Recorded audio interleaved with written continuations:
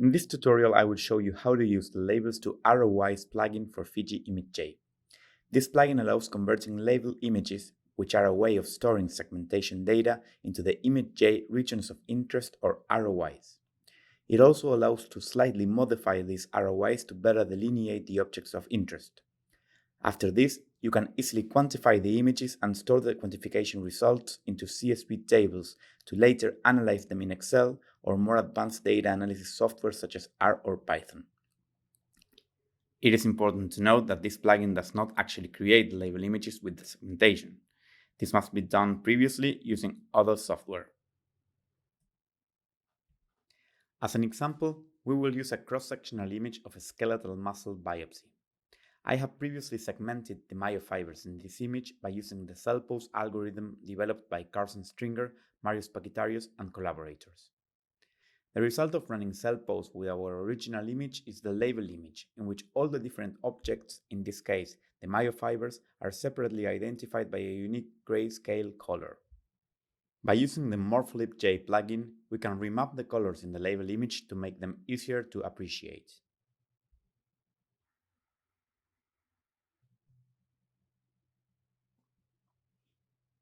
After installing the plugin, you can access it in the Plugins tab.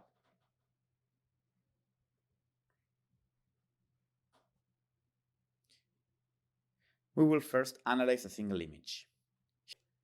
Here, we can browse for the original image, if available, and for the label image. After hitting Next, we'll see how the ROIs begin populating the original image.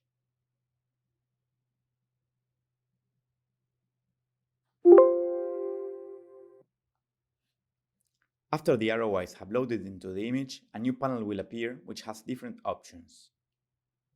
We can always zoom in into the image to see in more detail. In some cases, the segmentations do not fit perfectly with the objects we're interested in.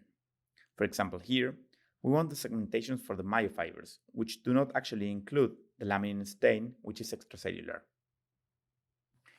This plugin allows to easily modify the size of the ROIs, which is particularly relevant when area measurements are intended. We can thus erode the ROIs until the myofibers are correctly selected, and we can always go back to the original size. Once we are happy with the size of the ROIs, we can save them into a file in case we want to open them later. Finally, we can select any specific measurements we want and generate the quantification table, which we can then save.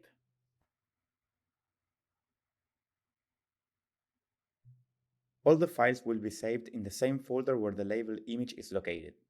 We can find here the file with the ROIs, which also indicates the number of pixels eroded. After saving the ROIs, a JPEG image with the ROI outline is also saved for future reference. The Save Table button generates one CSV spreadsheet for each channel, as well as a complete spreadsheet with all the channels in a single table. In some cases, we may have a lot of images to analyze. The LabelsToROIs plugin also allows processing multiple images at the same time. For this, all the images must be in the same folder and should respect the following naming criteria. Each original image and its associated label must have the same name, except that the label image must finish with the suffix _label.png or .tiff. In this case, we have 3 sets of images, original and label, and the 4th label image without the original image. To run the multiple images routine, we click on the multiple images button and browse for the folder where our images are located. It is important to note that the number of pixels to be eroded will be the same for all the images. Thus, we must previously obtain this number with a representative image in the single image routine, and then visually explore and verify that the segmentations for the images are correct. After selecting the measurements and hitting Run, the plugin will generate the ROI files, the JPEG image with the outlines, the individual tables for each images and each channel, and finally, a full table with all the results.